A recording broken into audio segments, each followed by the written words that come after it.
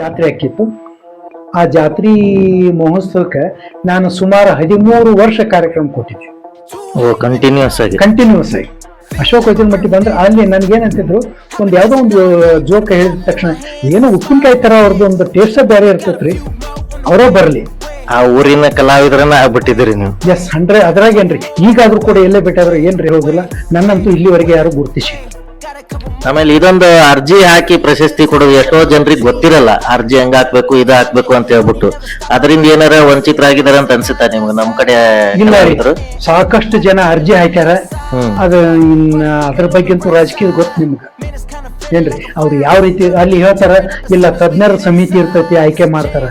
ಯಾವ ತಜ್ಞರು ಯಾರು ಆಯ್ಕೆ ಮಾಡಿದ್ರು, ಕೊನೆಗೆ ಬರೋ ಲಿಸ್ಟ್ ಯಾವುದು? ನನಗಿದೊಂದು ಯಕ್ಷ ಪ್ರಶ್ನೆ ಆಗೈತೆ ನೋಡ್ರಿ ಹೇಳ್ಬೇಕು. ಯಾಕಂದ್ರೆ ಈಗ ನಾನು 3 ವರ್ಷ ಆಯ್ತು ಸತತವಾಗಿ ಅವ್ರದ್ದು ಕಂಪನಿಯಲ್ಲಿ ಮಾಡಿದ್ರ ಸರ್, ಅವ್ರ ಜೊತೆ ಮಾಡಿದ್ರ ನಾಟಕ? ಅವ್ರ ಜೊತೆಗೆ ಮಾಡ್ಲಿಲ್ಲ, ಇಲ್ಲ. ಆದ್ರೆ ನಾನ್ ಮಾಡಿದ ಕೆಲವೊಂದು ಕಂಪ್ನಿ, ಅರ್ಶಿನಗೋಡಿ ಕಂಪ್ನಿ ರೀ, ಮುಗೋಳ್ ನಾಟಕ ಕಂಪ್ನಿ, ಅರ್ಶಿನಗೋಡಿ ಕಂಪನಿ ಅವ್ರದ್ದು. ಅವರು ಒಳ್ಳೆ ಎಚ್ಚರ, ತಂಗಿ ಎಚ್ಚರ, ಅವೆಲ್ಲ ಒಳ್ಳೊಳ್ಳೆ ನಾಟಕ ಬಂದಿದ್ದು. ಹೌದು. ಅಂತೂ ನಾ ಸಾಗಿ ಬಂದ. ಈಗ ಸರ್ ಈಗ ಏನ್ ಮಾಡ್ತಾ ಇದ್ದೀರಾ ಈಗ? ಆದ್ರೆ ನಾನ್ ಮಾಡಿದ ಕೆಲವೊಂದು ಕಂಪ್ನಿ, ಅರ್ಶಿನಗೋಡಿ ಕಂಪ್ನಿ ರೀ, ಮುಗೋಳ್ ನಾಟಕ ಕಂಪ್ನಿ, ಅರ್ಶಿನಗೋಡಿ ಕಂಪನಿ ಅವ್ರದ್ದು. ಅವರು ಒಳ್ಳೆ ಎಚ್ಚರ, ತಂಗಿ ಎಚ್ಚರ, ಅವೆಲ್ಲ ಒಳ್ಳೊಳ್ಳೆ ನಾಟಕ ಬಂದಿದ್ದು. ಹೌದು. ಅಂತೂ ನಾ ಸಾಗಿ ಬಂದ. ಈಗ ಸರ್ ಈಗ ಏನ್ ಮಾಡ್ತಾ ಇದ್ದೀರಾ ಈಗ? ಹೆಂಗ ನಿಮ್ ಜೀವನ? ಏನ್ ನಿವೃತ್ತಿ ಆಗಿದ್ದೀರಾ ಅಥವಾ ಕಲಾವಿದರು ನಿವೃತ್ತಿ ಅನ್ನೋದೇ ಇರಲ್ಲ ಅಂತಾರೆ? ನನಗೆ ವಯಸ್ಸಾಗಿರ್ಬೋದು, ಅದು ನನ್ನ ಕಲೆಗೆ ಮಾತ್ರ ವಯಸ್ಸಾಗಿಲ್ಲ, ಅಷ್ಟು ಮಾತ್ರ ಹೇಳ್ಬೋದು. ಈಗ ನೀವು ಧಾರಾವಾಹಿಯಲ್ಲಿ ತೊಡಕೋತಾ ಇದ್ದೀರಾ ಅನ್ನೋದು ಕೇಳಿದೆ ನಾನು, ಹಿಂಗೆ ಕಿವಿಗ್ ಬಿತ್ತು ನಮ್ಗೆ. ಅದ್ರ ಬಗ್ಗೆ ಏನು? ಇಲ್ಲ ರೀ, ಧಾರಾವಾಹಿ ಇಲ್ಲ. ಕರೆದ್ರು ಮೊದಲ ಏನೋ ಕೆಲವೊಬ್ರು ಯಾರು ನನ್ನ ಸ್ನೇಹಿತರಾದ ಮುದ್ದೇಬಿಹಾದವರು, ಅಶೋಕ ಇವರು ಯಾರು ಪಾಟೀಲ್ ಅಂತೇಳಿ, ಅವರು ನಾನು ಏನ್ ಮಾಡಿದ್ರು, ಇಲ್ಲ ಸರ್ ಸುಮ್ಮನೆ ಏನೋ ಇದೆ, ನಾಳೆಗೆ ಒಂದ್ ಕಡೆ ಶೂಟಿಂಗ್ ಇದೆ ಹೋಗೋಣ. ಅಲ್ಲಿ ಹೋದಾಗ ಮುಂದೆ ಹಂಗೆ ಜೂನಿಯರ್ ಅಂತ ಕರಿತಿದ್ರು ನಮ್ಮನ್ನ ಅವಾಗ. ಆಮೇಲೆ ಭಾಗ್ಯಲಕ್ಷ್ಮಿ ಒಳಗ ಯಾವುದೋ ಒಂದು ಡೈಲಾಗ್, ಒಂದೆರಡು ಡೈಲಾಗ್ ಇದ್ದು, ನೀವು ಮಾತಾಡ್ತೀರಾ ಅಂತ ಸ್ಪಷ್ಟ ಕೇಳಿದ್ರು. ಕೇಳಿದಾಗ ನಮ್ಮ ಪಾಟೀಲ್ರಿ, ಹೋಗ್ರಿ ಕರ್ದಾರಂದ್ರೆ ಮಾತಾಡ್ರಿ ಅಂತ ಅವ್ರು ಹೇಳಿದ್ರು. ಅಲ್ಲಿಯೂ ನಾ ಮುಂದುವರ್ದ್ನಿ. ಮುಂದೆ ಒಂದ್ ಕಡೆ ಬೇಲ್ ಅಂತ ಶೂಟಿಂಗ್ ನಡೆದಿತ್ತು, ಯಾರ್ದು ಶಿವಣ್ಣ ಅವ್ರದ್ದು, ಶಿವರಾಜ್ ಕುಮಾರ್. ಅಲ್ಲಿ ನಡೆದಾಗ ನಾನು ಹೋದಾಗ ಪಾಪ ನಮ್ಮ ಇನ್ನೊಬ್ರು ಸ್ನೇಹಿತರು ಒಂದು ಸೆಕ್ಯೂರಿಟಿ ಗಾರ್ಡನ್ ವೇಷ ಹಾಕಿದ್ರು. ಅವ್ರಿಗೆ ಹೇಳೋ ಡೈಲಾಗ್ ಯಾಕೋ ಒಂದ್ ಸ್ವಲ್ಪ ಅವ್ರಿಗೆ ಸರಿ ಅನಿಸ್ತೇ ಗೊತ್ತಿಲ್ಲ, ಇವ್ರು ಹೇಳೋದು ಮಾತ್ರ ನನಗೆ ಸರಿ ಅನಿಸಿತ್ತು. ಸ್ವಲ್ಪ ಹಿಂದಿ ಡೈಲಾಗ್ ಇದ್ದು. ಅವಾಗ ಏನಾಯ್ತು, ನನ್ಗೆ ನಿಜವಾಗ್ಲೂ ಅದೊಂದು ಬೇಜಾರು ವಿಷಯ. ಉತ್ತರ ಕರ್ನಾಟಕದವ್ರು ಹಿಂದಿ ಅನ್ನೋದು ಸ್ವಲ್ಪ ಇನ್ಬಿಲ್ಟ್ ಬಂದ್ಬಿಟ್ಟಿರುತ್ತೆ, ಯಾಕಂದ್ರೆ ಅವರು ಸ್ವಲ್ಪ ಫ್ಲೂಯೆನ್ಸಿ ಹೇಳ್ತಾರೆ. ಈ ಕಡೆಯವ್ರಿಗೆ ಕಷ್ಟ ಸರ್. ನನಗೆ ಬೇಜಾರಾದದ್ದು ಎದಕ್ಕಂದ್ರೆ, ಅವ್ರ ಕಾಸ್ಟ್ಯೂಮ್ ತೆಗೆದು ನನಗೆ ಹಾಕಿದ್ರು, ನಾನೊಂದು ಬೇರೆ ಕಾಸ್ಟ್ಯೂಮ್ ನಲ್ಲಿ ಅದನ್ನ ಹಾಕಿದ್ರು. ನನಗೇನೋ ಅವ್ರಿಗೆ ನಾ ಏನೋ ಮಾಡಿದ್ನೇನೋ ಅನಿಸ್ತಿತ್ತು, ಆ ಒಂದು ಭಾವನೆ ಕಾಡ್ತಿ. ಆದ್ರೂ ಕೂಡ ಆ ಪಾತ್ರ ಮುಗಿಸಿ ಬಂದಾಗ ಅದೇ ಯಾರು ಕಾಸ್ಟ್ಯೂಮ್ ತೆಗೆದಿದ್ರಲ್ಲ ಅವರೇ ಬಂದು ನನ್ನನ್ನ ಬೆನ್ ತಟ್ಟಿದ್ರು, ಸರ್ ಬಹಳ ಚೆನ್ನಾಗಿತ್ತು ಅದು ಅಂತ ಹೇಳಿದ್ರು. ಅದರಲ್ಲಿ ಮಾಡಿದ್ದೀನಿ. ಆಮೇಲೆ ಪ್ರೇಮ್ ಅವ್ರದ್ದು ಸ್ಪಾರ್ಕ್, ಅದರಲ್ಲಿ ಕೂಡ ಒಂದು ಕ್ರಾಂತಿ ಹೋರಾಟಗಾರರ ಮುಖ್ಯಸ್ಥ ಆಗಿ ಮಾಡಿದ್ದೀನಿ. ಏನೇನು ಸಣ್ಣ ಪುಟ್ಟ ಅದಾವು. ಆದ್ರೆ ನನಗೇನು, ನನ್ನನ್ನು ಗುರುತಿಸ್ಬೇಕು, ಹಿಂಗ್ ನೋಡಿದ ತಕ್ಷಣ ಹಿಂಗ್ ಮೂವ್ ಆಗುವಂತ ಪಾತ್ರ ಬೇಡ. ಒಂದು ನಿಮಿಷ ಆದ್ರೂ ಅಶೋಕ್ ವಚನಮಟ್ಟಿ ಪಾತ್ರ ಮಾಡ್ಯಾನ ನೋಡು, ಇದೇ ಪಾತ್ರ. ಆಮೇಲೆ ದರ್ಶನ್ ಸರ್ ಜೋಡಿ ನಾನು ಯಾವುದು ಡೆವಿಲ್ದಲ್ಲಿ ಅವ್ರು ಪ್ರಮಾಣ ವಚನ ಸ್ವೀಕಾರ ಮಾಡುವಾಗ ಹಿಂದೆ ಒಬ್ಬ ಮಿನಿಸ್ಟರ್ ಆಗಿ ಅಲ್ಲಿ ಸ್ಥಾನ ಕೊಡ್ತೀನಿ. ಸರ್, ಇಲ್ಲಿ ಫಿಲಮ್ ಅಲ್ಲಿ ತೊಡಗಿಸಿದಾಗ ನಮ್ಮ ಉತ್ತರ ಕರ್ನಾಟಕ ಭಾಷೆ ಶೈಲಿನೂ ಒಂದ್ ಸ್ವಲ್ಪ ನಮಗ ಹಿನ್ನಡೆ ಆಗತ್ತೆ ಅಂತ ಅನ್ಸುತ್ತೆ ನಿಮ್ಗ? ಈ ಪಾತ್ರಗಳನ್ನ ತಗೊಳಕ್ಕೆ, ಅದಕ್ಕೆ ಸಿಗಕ್ಕೆ ಹಿನ್ನಡೆ ಅಂದ್ರೆ ಕೆಲವೊಬ್ರು ಅದನ್ನ ತಗೊಂಡು ಹೈಲೈಟ್ ಮಾಡಿದವರು ಅದಾರ. ಅಲ್ಲ, ಬಹಳ ಅಂದ್ರೆ ನಮ್ಮ ಉತ್ತರ ಕರ್ನಾಟಕ ಭಾಷೆನ ವಿಲನ್ ಕೊಡ್ತಾರೆ, ಇಲ್ಲ ಕಾಮಿಡಿ ಜಾಸ್ತಿ. ಎಸ್, ಅದನ್ನೇ ಉತ್ತರ ಕರ್ನಾಟಕ ಶೈಲಿನೇ ಮೇನ್ ಪಾತ್ರಕ್ಕೆ ಇಡಲ್ಲ.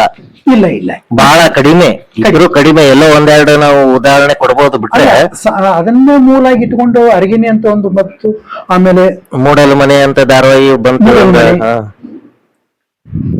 ಇವೆಲ್ಲ ಒಳ್ಳೆ ಹೆಸರು. ಬಹುಶಃ ಅವಾಗ ಮೂಡಲ ಮನೆ ನೀವು ಪ್ರಯತ್ನ ಮಾಡಿದ್ರೆ ಸಿಕ್ತಿತ್ತೇನೋ ಅನ್ಸುತ್ತೆ. ಸಿಕ್ತಿತ್ತು 100%. ಯಾಕಂದ್ರೆ ಅದು ಸಂಪೂರ್ಣ ಉತ್ತರ ಕರ್ನಾಟಕ ಭಾಷೆಯಲ್ಲಿ ಇದ್ದಿತ್ತು. ಅದು ಎಲ್ಲೋ ಗದಗ ಹತ್ರ ಯಾವ್ದೋ ಒಂದು ಹಂದಿಗ್ನೂರ ಏನೋ ಕೇಳಿದೆ ನಾನು, ಹಂದಿಗ್ನೂರು ವಾಡೆಯಲ್ಲಿ. ಹಂದಿಗನೂರು ವಾಡಿಯಲ್ಲಿ ಫುಲ್ ಶೂಟಿಂಗ್ ಆಗಿದ್ದು ಅಂತ ಹೌದು, ಕೇಳಿದ್ದು. ಹೌದು. ಹ್ಮ್. ಅಂದ್ರೆ ಈಗ ನೀವು ಫಿಲಮ್ ಅಲ್ಲಿ ತೊಡಗಿಸ್ಕೊಳ್ಳೋಕೆ ಆಸಕ್ತಿ ಇದೆ ಏನು? ಆಸಕ್ತಿ ಇದೆ ರೀ, ಸೀರಿಯಲ್ದಲ್ಲಿ ಕರೆದ್ರು ಆಸಕ್ತಿ ಇದೆ. ನನ್ನ ಹತ್ರ ನಾನಾ ಬರೆದಂತ ನಾಟಕ, ದೊಡ್ಡ ನಾಟಕ ಇತ್ತು, ಅದನ್ನು ಏನಾದ್ರು ಮಾಡ್ಬೇಕನ್ನೋ ಪ್ರಯತ್ನ ಐತಿ. ಅದ್ರ ಸಹಕಾರ ಬೇಕು. ಈ ಬೆಂಗಳೂರು ನಾಟಕೋತ್ಸವ ಅದ್ರಲ್ಲೆಲ್ಲ ಮಾಡ್ಬೋದಾಗಿತ್ತಲ್ಲ ಸರ್, ನಿಮ್ ಟಿಮ್ಮ ತಗೊಂಡ್ಬಿಟ್ಟು ಅದ್ರದ್ದೇನ? ಯಾಕಂದ್ರೆ ಇಲ್ಲಿ ಸಾಕಷ್ಟು ವೇದಿಕೆಗಳು ಸಿಗ್ತಾವ. ವೇದಿಕೆಗಳು ಸಿಗ್ತಾವ. ಅವಾಗ ನಿಮ್ದು ಆ ತಂಡ ಇನ್ನೂ ಇದೆಯಾ ಅಥವಾ ಏನು? ಇಲ್ಲ ಇಲ್ಲ ಸರ್, ಈಗ ಎಲ್ಲರೂ ಜಾಬ್ ಹೋಲ್ಡ್ರು, ಹೌದು. ಕೆಲವೊಬ್ರು ಮನೆಯೊಳಗೆ ಇದಾರ, ಹ್ಮ್. ಒಕ್ಕಲ್ತನ ಮಾಡ್ತಾರ, ಅವ್ರಿಗೆ ಹೊರಗೆ ಬರಕ್ ಆಗ್ತಾ ಇಲ್ಲ ಈಗ. ಹ್ಮ್. ಏನ್ ಬಿಡ ಅಶೋಕನ ಹೋಗುದು, ಅವ್ರು ಅಂತಾರೆ ಅವ್ರ ಭಾಷೆ ಒಳಗೆ ಏನೈತಿ, ಸುಮ್ಮನೆ ಹೋಗುದು ಸುಮ್ಮನೆ ಬರುದು. ಅಂದ್ರೆ ಇಲ್ಲಿ ಪ್ರೇಕ್ಷಕರು ಕಡಿಮೆ ಸರ್, ನಾನ್ ನೋಡ್ದಂಗೆ. ನಮ್ಮ ಉತ್ತರ ಕರ್ನಾಟಕದಷ್ಟು ನಾಟಕ ಕ್ರೇಜ್ ಇಲ್ಲಿಲ್ಲ. ಚಾನ್ಸ ಇಲ್ಲ. ಯಾಕಂದ್ರ ಈ ಕಲಾವಿದರಿಗೆ ಜನರು ಇರ್ಬೇಕು. ಅದೇ ಸರ್, ಅವ್ರು ಎಷ್ಟು ಚಪ್ಪಾಳೆ ತಡ್ತಿರ್ತಾರೆ ಅಷ್ಟು ಹುಮ್ಮಸ್ದಿಂದ ಇವ್ರು ಅಭಿನಯ ಮಾಡ್ತಿರ್ತಾರೆ ಇಲ್ಲಿ.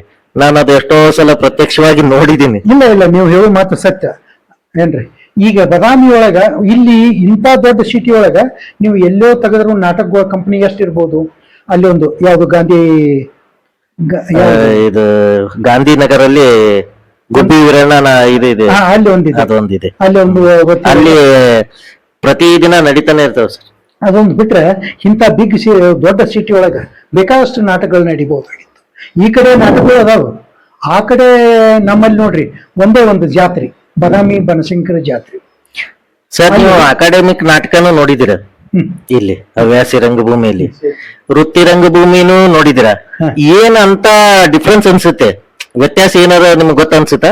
ಏನು ವ್ಯತ್ಯಾಸ ಅಂತಂದ್ರೆ ಅಭಿನಯದಲ್ಲಿ ಅಂತೂ ಎಲ್ಲ ಇದನ್ನೇ, ಬಟ್ ಆ ರಂಗ ಪರಿಕರಗಳ ಯೂಸ್ ಮಾಡೋದ್ರಾಗ ಅದ್ರಾಗ ಸ್ವಲ್ಪ ನಮ್ಮ ವೃತ್ತಿ ರಂಗಭೂಮಿಯಲ್ಲಿ ಸ್ವಲ್ಪ ಇಲ್ಲ, ನಮ್ಮಲ್ಲಿ ಅವ್ರು ಕೆಲವೊಬ್ರು ಕಲಾವಿದರು ಅದೇ ಹೇಳ್ತನಲ್ಲ, ಈ ಕಣ್ಣಿಗೆ ಗ್ಲಿಸರಿನ್ ಯಾವ್ದೋ ಒಂದು ಕೆಲವೊಬ್ರು ಅದಾರ.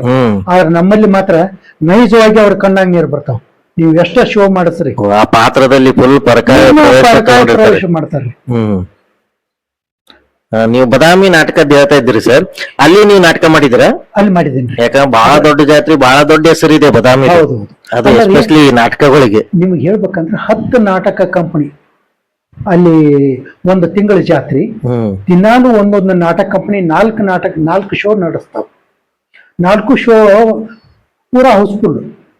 ನೀವು ಬೇರೆ ಕಡೆ ನಾಟಕ ಮಾಡೋದಕ್ಕೂ ಅಲ್ಲಿ ನಾಟಕ ಮಾಡೋದಕ್ಕೂ ಇದು ಅನ್ಸುತ್ತೆ ನಿಮ್ಗೆ? ಬಹಳ ವ್ಯತ್ಯಾಸ ಇದೆ. ಬಹಳ ಅಲ್ಲಿ ಹುರುಪ್ ಬರ್ತಿರ್ಬೇಕಂತ ನಾಟಕ ಮಾಡಿ ಆ ಪ್ರೇಕ್ಷಕರು ಅಷ್ಟೊಂದು ತುಂಬಿ, ಇಡೀ ಒಂದು ರಂಗಮಂದಿರ ತುಂಬಿದಾಗ ಎಲ್ಲರೂ ಕೇಕೆ ಹಾಕುವಾಗ ಇನ್ನೇನ್ ಬೇಕ್ರಿ ಕಲಾವಿದಿಗೆ, ಇನ್ನೇನ್ ಬೇಕು ಹೇಳ್ರಿ? ಅಲ್ಲ ಸರ್, ಈಗ ನಾಟಕದಿಂದ ಜೀವನ ನಡೆಸಲ್ಲ ಅಂತಾರೆ, ಬಟ್ ಕೋಟಿ ಕೋಟಿ ಗಳಿಸ್ತಾ ಇದ್ದಾರೆ ಅಂತ ಕೇಳ್ದೆ ನಾನು. 100% ಐತ್ರಿ ಅಲ್ಲಿ ಆದಾಯ ಐತಿ.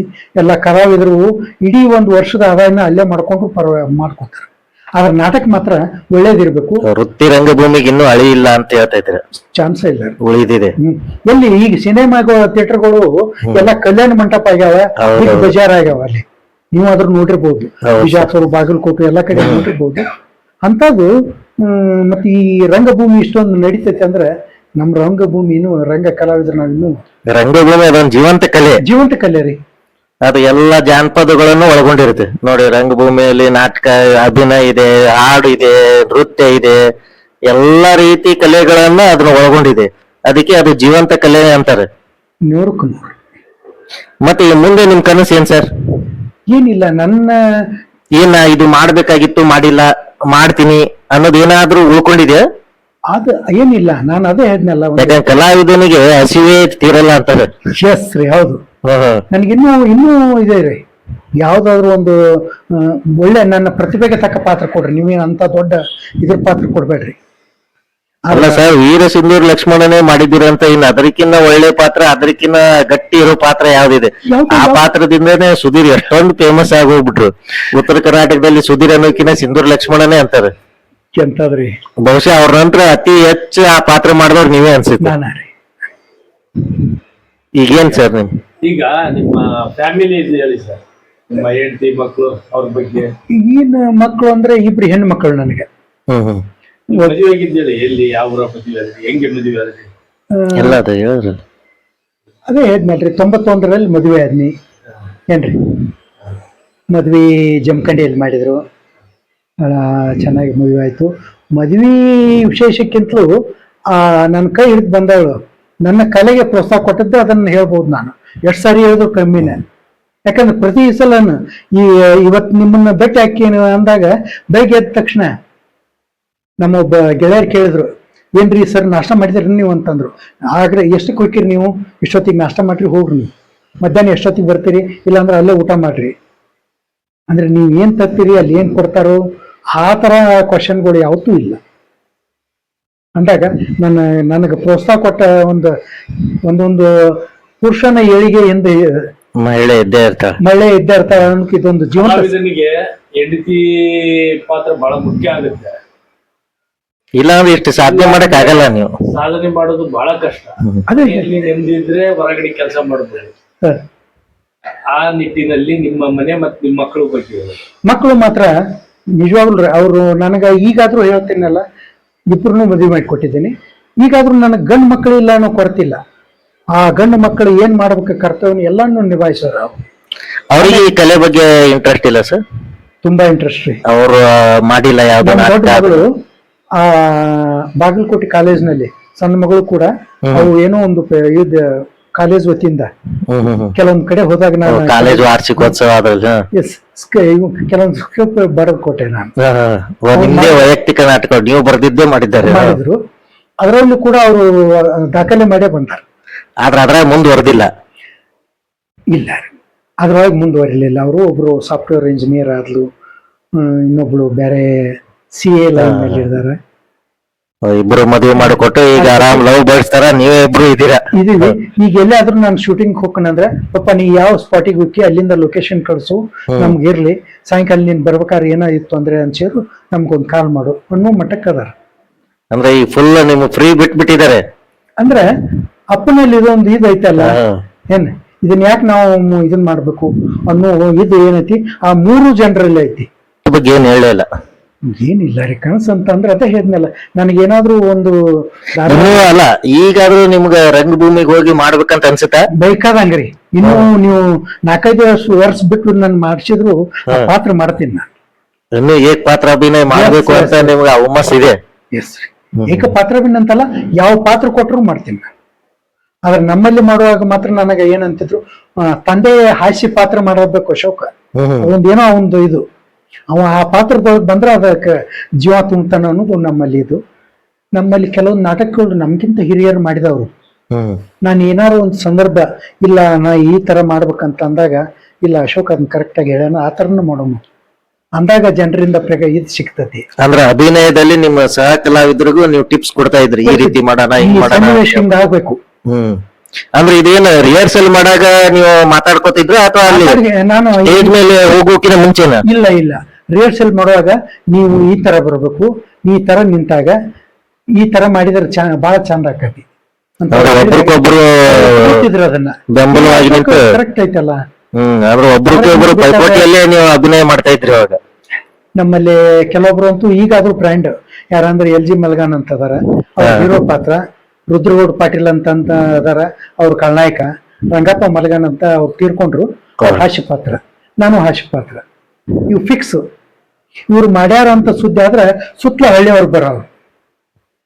ಯಾಕಂದ್ರೆ ಬಹಳಷ್ಟು ದೊಡ್ಡ ದೊಡ್ಡ ಕಲಾವಿದ್ರು ಹೇಳ್ತೀವಿ, ನಾವು ಅಭಿನಯ ಮಾಡೋಕಿನ ನಮ್ಮ ಎದುರಿಗಿದ್ದವ್ರು ಅಭಿನಯ ಚೆನ್ನಾಗಿ ಮಾಡಿದ್ರೆ ನಮ್ಮ ಅಭಿನಯ ಇನ್ನೂ ಚೆನ್ನಾಗಿ ಬರುತ್ತೆ ಅಂತ ಹೇಳ್ಬಿಟ್ಟು ಹೇಳೋರು. ಹಂಗ್ ಪೈಪೋಟಿಯಿಂದ ಅಭಿನಯ ಮಾಡಿದ್ರೇನೆ ಅನ್ಸುತ್ತೆ ನಮ್ಮ ಕಲೆ ಇನ್ನೂ ಜಾಸ್ತಿ ಅವರು ಬರೋದು ಅಭಿನಯ. ನಾವು ಹೇಳ್ಬೇಕಂದ್ರೆ ಪ್ರಾಣದ ಪ್ರತಿಕಾರ ಅಂತ ಒಂದು ನಾಟಕ ಮಾಡಿದ್ದೀವಿ. ಅದನ್ನ ನಮ್ಮ ಹಳ್ಳಿ ಒಳಗೆ ಅಷ್ಟೇ ಅಲ್ಲ, ಬೇರೆ ಬೇರೆ ಹಳ್ಳಿ ಒಳಗೂ ಖರ್ಚು ಮಾಡಿದಾರೆ ಅದನ್ನ. ಆಮೇಲೆ ಕಲಿತ ಕಳ್ಳ, ಆಮೇಲೆ ರೈತನಾಗ್ಲಿಲ್ಲ ಸರ್ಕಾರ ಉಳಿಯಲಿಲ್ಲ, ಅದೊಂದು ಹೊಸ ತರ ನಾಟಕ ಅದು. ರೈತರ ನೀವೇ ಬರ್ದಿದ್ದ? ಇಲ್ಲ, ಬೇರೆದವ್ರು ಯಾರು ನೆನಪಾಗ್ತಾ ಇಲ್ಲ. ಅವರು ಅದನ್ನು ನಾವು ಹೊರಗಡೆ ಹೋಗಿ ಮಾಡಿದ್ವಿ. ಅಂದ್ರೆ ಅದೇನ್ ಸರ್ ಸಂಪೂರ್ಣವಾಗಿ ರೈತನ ಬಗ್ಗೆ ಬರ್ದಿದ್ದ? ರೈತರ ಈ ಕಷ್ಟ ಸುಖ ನೋವು ನಲಿಯೋದು ಸರ್ಕಾರ ಉಳಿಯಲಿಲ್ಲ ಅಂದ್ರೆ ರೈತ ರಾಜಕೀಯಕ್ಕೆ ಬಂದ್ರೆ ಏನೇನು ತಿರುವು ಪಡಿತೈತಿ, ಅಲ್ಲಿ ಏನೇನ್ ಬದಲಾವಣೆ ಆಕತಿ ಅನ್ನೋದು ಆ ಕಥಾವಸ್ತು. ಯಾರ್ಯಾರು ನಾವ್ ಏನ್ ಮಾಡ್ತಾನ ಗೊತ್ತಿಲ್ಲ. ಅದರಲ್ಲಿ ತಮ್ಮ ಪಾತ್ರ ನಂದೊಂದು ಅಯೋಗ್ಯ ಅಂತಿತ್ತು. ನನಗ್ ಬರೀ 30 ಮಾತಿತ್ತು ಅದರಲ್ಲಿ. ನಾನು ಆ ಮಾತುಗಳನ್ನ ಇದನ್ನ ಮಾಡಿ ಒಂದು 300 ಮಾತು ಮಾತಾಡಿದ್ನಿ ಅದ್ರೊಳಗೆ. ನೀವೇ ಇದು ಸೇರಿಸ್ಬಿಟ್ಟು ಅದಕ್ಕೆ ತಕ್ಕಂಗೆ ಹೊಂದಾಣಿಕೆ ಇದ್ರಿ ನನ್ನ ಜೊತೆಗೆ ಎಲ್ಲರೂ. ಅಶೋಕ್ ನಮ್ ಬಿಡ್ರಿ ನೀವು, ಪಾತ್ರ ಎಷ್ಟೇ ಚಿಕ್ಕದಾದ್ರು ನೆನಪದವ ಈಗ ಏನಿಲ್ಲ ಅದ್ರೊಳಗ ನಿಮ್ಗೆ ಹೇಳ್ಬೇಕಪ್ಪ ಅಂತಂದ್ರ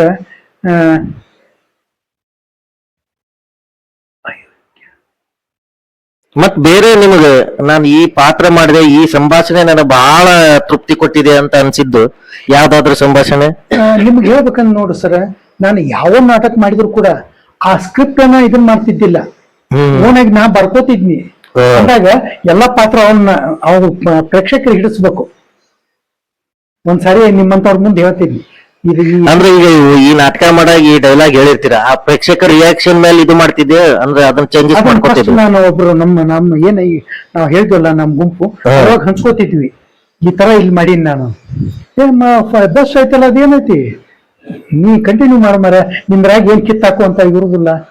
ಅಂದ್ರೆ ಒಂದು ಪ್ರದರ್ಶನದಿಂದ ಮತ್ತೊಂದು ಪ್ರದರ್ಶನಕ್ಕೂ ನಿಮ್ಮ ಅಭಿನಯ ಸ್ವಲ್ಪ ಚೇಂಜ್ ಆಗ್ತಾ ಇತ್ತು. 100%. ಇನ್ನು ಇದು ಯಾವ್ದು ಬೆಸ್ಟ್ ಇದೆ ಅದು ಕೊಡ್ತಾ ಇದ್ರಿ. ಪ್ರಾಣದ ಪ್ರತಿಕಾರದಲ್ಲಿ 2 ರೂಲ್ ಇತ್ತು ಅದರಲ್ಲಿ, ಒಂದು ತಿಪ್ಪೇಶ, ಇನ್ನೊಂದು ಪಾತ್ರ ಇತ್ತು. ಅದು ಇದ್ದಿದ್ದ ಪಾತ್ರ ಅನಿವಾರ್ಯ ಕಾರಣದಿಂದ ಒಬ್ಬ ಪಾತ್ರ ಗ್ಯಾಪ್ ಆದಾಗ 2 ಪಾತ್ರ ನಾನ ನಿಭಾಯಿಸಿದ್ನಿ, ಅದು ಯಾರಿಗೂ ಗೊತ್ತಾಗ್ಲಿಲ್ಲ. ಯಾವ್ಯಾವ ಪಾತ್ರ ಸರ್ ಅದ್ರಾಗ? ಅದಕ್ಕೆ ತಿಪ್ಪೇಶ ಒಂದು ಕಾರ್ಬಾರಿ, ಹೆಣ್ಣು ಪಾತ್ರ. ಕಾರ್ಬಾರಿ ಅಂದ್ರ ಸಾವುಕಾರನ ಕೈಯಾಗ ಕಾರ್ಬಾರಿ.